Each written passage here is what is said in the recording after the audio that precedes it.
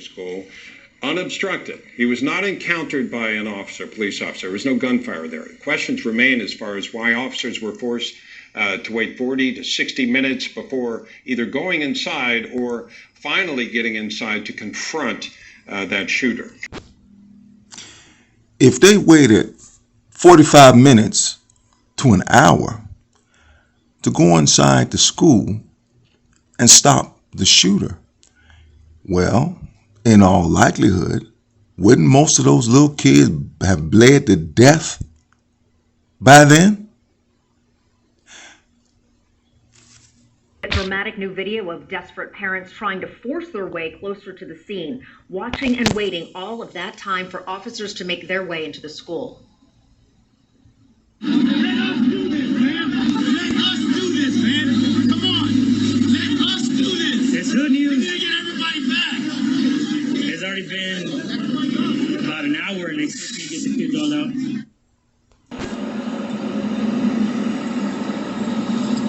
Yeah, guys, that press conference that just took place, perhaps leaving more questions than answers at this point, really trying to figure out what exactly took place in that hour from when the gunman entered the school and when he was eventually put down or taken down by police. Victor Eslon, who is the regional director of the Texas Department of Public Safety, clearing up some things, saying that he shot his grandmother. We knew that. He took her vehicle. We knew that. He crashed it. When he got out of that vehicle, he walked around a bit. There was a funeral home next door. He fired off some shot at witnesses that were standing over there, and then he entered the building, he said, around 11. Now take a look at the names and the ages of these children. While you're looking at their names, okay, look at their nationalities. See that? Is a major question right now, and something that that Escalon said during this press conference is that most of the gunfire, once the gunman got inside the room, happened in the first couple of minutes. So the big question now is then, why did it take so long after those first couple of minutes to then get people inside? Part of it is because they had to call in a special tactical team. We're unsure right now exactly why. Of course, the gunman was wearing armor. There was potentially a lock on the door, even seeing reports that they had to get somebody in the school to unlock the door. So there's a lot of unanswered questions at this moment. And you showed that video, parents outside waiting to hear the latest information to know if their child was safe. Some of those parents in that crowd lost children on that day. Not only did the police not go into the building for almost an hour, but they stopped parents who were likely armed, who were going to go in there and get their children out of there into safety and stop the gunman probably. But they weren't allowed to do that. So the question then becomes, were the police really that scared? Because if you were that scared and you're getting paid to go into a situation like that, to be the first one in, to stop an armed suspect before he kills all those people. But we're talking about little kids here who are in danger, and the police just waited outside. And they said that they even handcuffed a couple of people, a couple of parents who were trying to get into that building and save their own children. I'm just 10 years old in the 4th grade. Yeah, this morning we're learning more about those victims of what is the deadliest school shooting in state history. The 19 children who were killed include a 4th grader full of energy who, according to his father, was ready to play until nighttime, a 10-year-old who loved football and video games, and a little girl who wanted to go to law school just like her mother. The Uvalde community also mourning 2 teachers killed in that shooting, including one who was just named Teacher of the Year. So far, 20 of the 21 victims have been identified. You're looking at them right now. We've learned they were all in the same 4th grade classroom when they were murdered. Somehow, several of their classmates survived. Margochi Iloka joins us. Yells, turn off the TV, we're going on lockdown. Next thing you know, gunshots rang. Now, his parents actually didn't want him to go on camera, this 4th grader, but he insisted. He wanted to share the details of the nightmare that happened Tuesday. Take a listen. came in, he says it's time to die. And when I heard the shooting through the door, I told my friend to hide under something so he won't find us. And when he shot everybody, he shot both of my teachers, and my teacher fell onto the ground.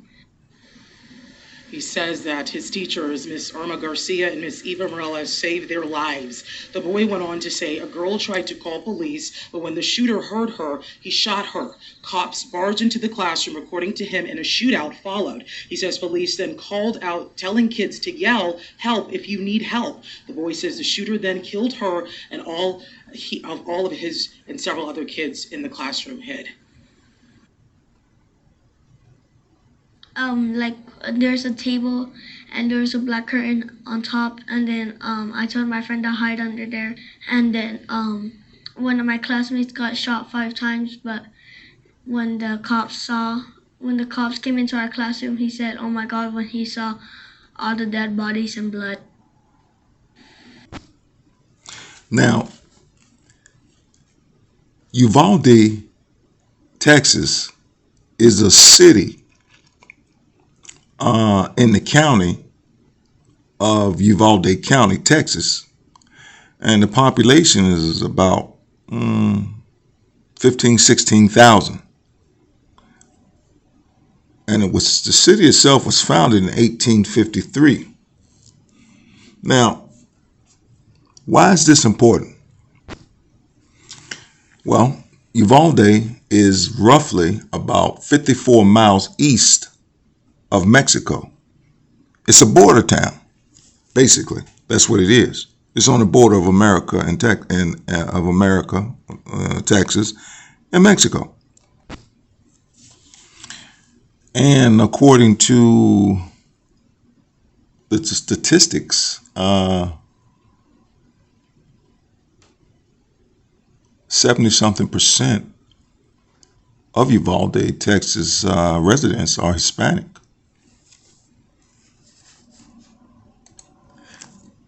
So, why do you think that the police who have armor in all the vehicles are equipped with assault rifles? They have automatic weapons in the trunk, bulletproof vests, and they also have those giant shields that are supposed to be bullet resistant as well. Yet, again, they waited outside for an hour. Now, if they wanted to stop this guy, they could have stormed the building. They didn't have to wait an hour. Because like I said, in all likelihood, most of them little kids, they just bled to death. It ain't like he had all headshots where they were just dying instantly. I don't believe that happened. No, they were shot and laid down on the floor waiting for someone to come that never came. So either the police were in on it. And when I say in on it, I don't mean they planned it or they plotted with the gunman. No, they were in on knowing that it was going to happen and allowed it to happen and then waited. And see, these kind of situations is what makes people think that these are false flags. People like, what's the guy name they banned off of YouTube? I can't remember the white dude, but he always said all the shootings were actors and screaming and stuff, and they were just actresses and actors played to play a part, and some of them showed up at the same mass shootings in order to try to push legislation to take people's guns. Alex Jones, that was his name. Anyway, that's what Alex Jones said. And that's why people believe that, because of shit like this, where you will let a bunch of little kids, you're so scared as a police and a coward that you wouldn't go into a building and stop a gunman. You had him outnumbered and everything, and you waited an hour. Either you were that scared or you were in on it some kind of way. You wanted them kids to die because they were Mexicans. They were Mexicans. At the end of the day, they were Mexicans in Texas. And they could have stopped them, but they didn't. So whether they even if they said the shooting initially started and ended in the first 2 minutes or 3 minutes he entered the building, well, we know that's not exactly so, because when the Border Patrol or whoever else got there, and they said they shot and killed him. So he was still alive. We don't know if he was still randomly shooting people. We will never know that because the police will lie. Fact of the matter is, if you were that scared, why are you the police? Secondly, you sit there and let those little kids bleed to death. But I guarantee you this, no one's going to be held accountable for that because technically they're accomplices and they should be locked up. They should be handcuffed. If you're going to stop a parent from going into the school to save his kid when you're not going to do it, but you go literally handcuff somebody and stop them from going in that school, then you ain't shit no way. You ain't shit as a person. You ain't shit as a cop. You ain't shit as a human being. You just ain't shit. Damn shame. Goddamn shame because it didn't have to be. But you're finding out that these things are orchestrated. They're orchestrated. Orchestrated by white supremacists. That's who did this. You know, not necessarily the shooter, but the people who facilitated it. Yeah. And the people who allowed them little kids to die, because that's what happened. They were allowed to die. They perished for no reason. Subscribe, like, share, whatever.